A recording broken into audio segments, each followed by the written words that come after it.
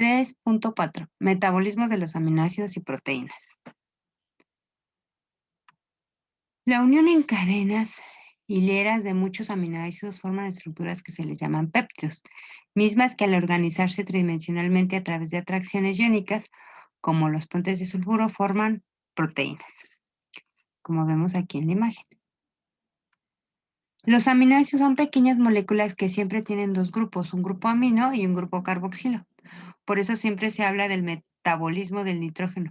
Este tiene que ver con los aminoácidos libres de las proteínas que están aquí. Grupo amino, grupo carboxilo.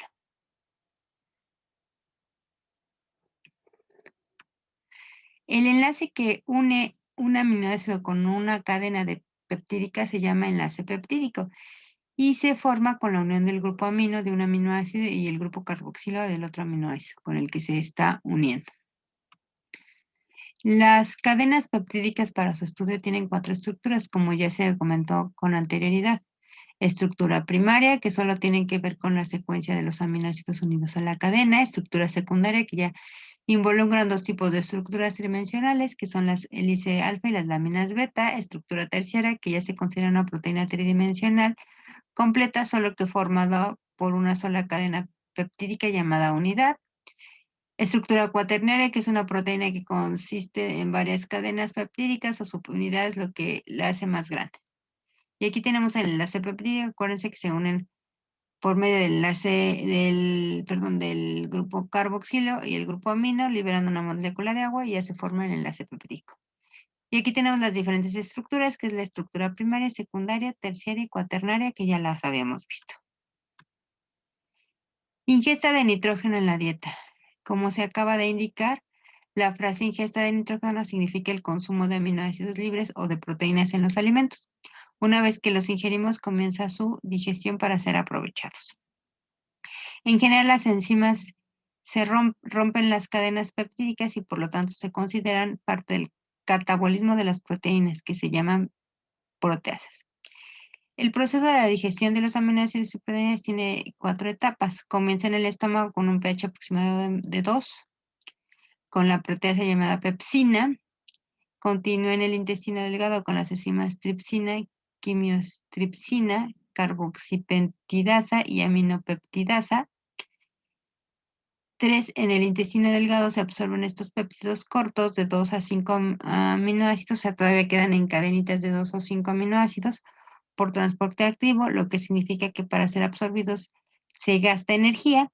Este péptido se forma cuando las proteasas anteriores recortan las proteínas casi en su totalidad. Dentro de las células del intestino delgado se rompen finalmente en aminoácidos libres que entran a la sangre. Sí, y entonces la idea es que aquí se ve cómo entonces llegan los péptidos, ¿sí? Al estómago, en el estómago, como ya hemos dicho, la pepsina los corta, los manda al intestino delgado y ahí en el duodeno y yeyuno, ¿sí? Se siguen cortando, pero depende si todavía están en 2 o 5 o 3 o más péptidos que tengan aminoácidos, ¿sí? Que puedan tener 2 o 3 o 5 aminoácidos, ¿sí? Pues los va a seguir cortando, ¿sí? Con ayuda de estas enzimas para irlos separando y dejarlos en los aminoácidos. Después acuérdense que estos aminoácidos, pues bueno, se quedan ahí. La idea, como vemos aquí en la imagen, es que llega la cadena, se van cortando, ¿sí? La cadena de proteína o la cadena peptídica, ¿sí? Que es la de los aminoácidos, se va cortando y se va haciendo pequeñita para que entre al intestino y en el intestino algunos pues que todavía se quedan así como aquí en 3 o más grandes el aminoácido, bueno, la cadena polipeptídica, pues se siga cortando o se siga haciendo más chiquitita para que al final estos aminoácidos libres, o bueno, sí libres, salgan a torrente sanguíneo y se vayan al lugar donde los necesiten, ¿sí? Ya sea para formar enzimas, proteínas, otros aminoácidos, ¿sí? E incluso algunos podrían quedarse para reserva, pero la idea es que los aminoácidos que se utilizan para reserva se encuentran en el músculo, entonces la idea es que no se utilicen porque Cuando utilizamos los aminoácidos de reserva del músculo, pues el músculo empieza a perder volumen. Esto quiere decir que de alguna forma pierde, pues, como llamarlo, masa muscular, y entonces es difícil que después la recupere. Ok, transformación general de los aminoácidos. Y tenemos la transaminación, desaminación y descarboxilación. Reacción de transaminación. En estas reacciones se lleva a cabo la transferencia de un grupo amino desde un aminoácido donador hasta un cetoácido aceptor, por lo que esta última molécula se transforma en un nuevo aminoácido. Las enzimas que catalizan estas reacciones se llaman aminotransferasas. Esta es una reacción muy común en casi todos los seres vivos y con ella se pueden formar piruvato a partir de la alanina. El aumento de ciertos aminotransferasas son indicadores de ciertas enfermedades como infartos al miocardio o hepatitis. Ok, la idea es que, como ya dijimos, a un aminoácido, y este aminoácido le va a donar a una molécula su grupo amino. Y finalmente, entonces, esta molécula, que ahorita se llama alfa-cetoácida, finalmente se va a convertir en un alfa-aminoácido, ¿sí? Y que al principio era glutamato, ahora es un cetoglutarato, ¿sí? Esto es, le está donando su grupo amino a alguna molécula para convertirla en otro aminoácido, ¿sí? Sobre todo cuando el organismo lo que está tratando es de hacer algunos aminoácidos que nos hacen falta, ¿sí? Que no están incluidos en la dieta. Acuérdense que no puede hacer todos, pero algunos los llega a hacer y los hace por medio de esta transaminación con ayuda de la enzima que se llama transaminasa. Reacción de desaminación. Esta reacción es lo contrario de lo anterior. En este caso, y como su nombre lo indica, se elimina un grupo amino de los aminoácidos.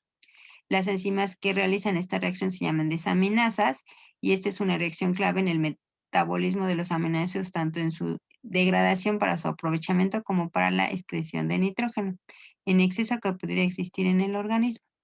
En este último caso, el grupo amino que se quita se envía para su desecho en forma de urea a la orina para ser desechado. Entonces aquí, como dijimos en el anterior, pues lo que van a quitar de la molécula, por ejemplo, aquí está el glutamato, ¿sí? Lo que le van a quitar es su grupo amino, que es la desaminación, ¿sí? Y entonces ese grupo amino se convierte en un ion que es el amoníaco, ¿sí? Y este amoníaco se convierte en urea. Este amoníaco se convierte en urea, y entonces esta urea pues ya se puede ir a la forma en la orina para desecho. Esto sería cuando, por ejemplo, tenemos muchos, cuando hemos comido mucha proteína, pues esa es una forma de desechar esa proteína que tenemos de más en el organismo. Reacción de descarboxilación. En esta reacción se le quita el grupo carboxilo a un amino y por consiguiente se obtiene como producto una sustancia llamada amina. Las enzimas que participan en esta reacción se llaman descarboxilasas y prácticamente existe una para cada aminoácido que consumimos. La idea de como ya habíamos dicho, es que se quite el grupo carboxilo, ¿sí? Se agregue un grupo amino, ¿sí? Y formemos más aminoácidos, ¿sí? Esto es con la idea de que el cuerpo forme algunos aminoácidos que no se consumieron en la dieta y que él puede formar. O sea, algunos sí los va a poder hacer, ¿sí? No puede hacer todos. Eliminación del nitrógeno proteico, ciclo de la urea. Sirve para excretar el exceso de amoníaco, es decir, el exceso de nitrógeno orgánico. Ese nitrógeno de desecho se excreta en forma de urea. El amoníaco en la figura de la derecha, el amoníaco está en la primera reacción de arriba, en la elipse azul, y su molécula es NH3. Se transforma en urea en las células del hígado y el citosol y en las mitocondrias. Finalmente, la urea llega al torrente sanguíneo para que pasa a riñón y se excreta en la orina. Sí, aquí está la fórmula del paso de amoníaco a urea, ¿sí? La ecuación. Esta forma de excreción es muy eficiente porque la urea tiene dos grupos amino, es decir, que una sola molécula de urea se excreta en dos moléculas de amoníaco, ¿sí? Y entonces aquí con calma hay que ver cómo en la mitocondria, ¿sí? Este amoníaco, ¿sí? Se transforma en urea para que finalmente esta urea se deseche en orina, ¿sí? Esto es cuando tenemos exceso de proteína en el organismo. Digestibilidad de las proteínas y balance positivo y negativo del nitrógeno. Digestibilidad. La digestibilidad es uno de los parámetros utilizados para medir el valor nutricional proteico de los diferentes alimentos, debido a que no basta que la proteína se encuentre en altos porcentajes en el alimento, sino que debe ser digerible para que pueda ser asimilado y por consecuencia aprovechado por el organismo que lo ingiere. La calidad de las proteínas depende del tipo de aminoácidos que la componen. Si una proteína es deficiente en uno o más aminoácidos esenciales, tiene baja calidad, puesto que la síntesis proteica requiere la disponibilidad de todos los aminoácidos que la integran, ¿sí? Y entonces aquí tenemos lo que estábamos platicando, ¿sí? Que alguna de estas reacciones lo que nos van a ayudar a hacer es a obtener algunos aminoácidos que no ingerimos en la dieta, ¿sí? Por medio de la transaminación, ¿sí? O eliminar el exceso de aminoácidos que consumimos, ¿sí? Por medio del ciclo de la urea. Una proteína de alta calidad tiene todos los aminoácidos en las proporciones adecuadas. El balance del nitrógeno es una medida de la entrada de nitrógeno menos la salida de nitrógeno. El balance de nitrógeno es igual a la ingesta de nitrógeno menos la pérdida de nitrógeno. Las fuentes de ingesta de nitrógeno incluyen carne, lácteos, huevos, nueces y legumbres, granos y cereales. Mientras que los ejemplos de pérdida de nitrógeno incluyen orina, heces, sudor, cabello y piel. ¿Sí? Y aquí tenemos el balance, ¿sí? Que dice balance del nitrógeno, nitrógeno ingerido menos nitrógeno excretado. Hay equilibrio cuando el nitrógeno ingerido es igual al nitrógeno excretado y hay balance positivo cuando el nitrógeno ingerido es mayor que el nitrógeno excretado y un balance negativo es cuando el nitrógeno ingerido es menor que el nitrógeno excretado. Y bueno, y aquí está descrito. Equilibrio nitrogenado. Cuando la ingestión del nitrógeno, principalmente aminoácidos, son igual a la pérdida de nitrógeno, como en un adulto sano. Número 2, balance positivo. Significa que está consumiendo proteínas de forma adecuada porque nos hace falta nitrógeno. ¿Por qué no nos hace falta nitrógeno? Perdón. La ingesta de nitrógeno es mayor que la pérdida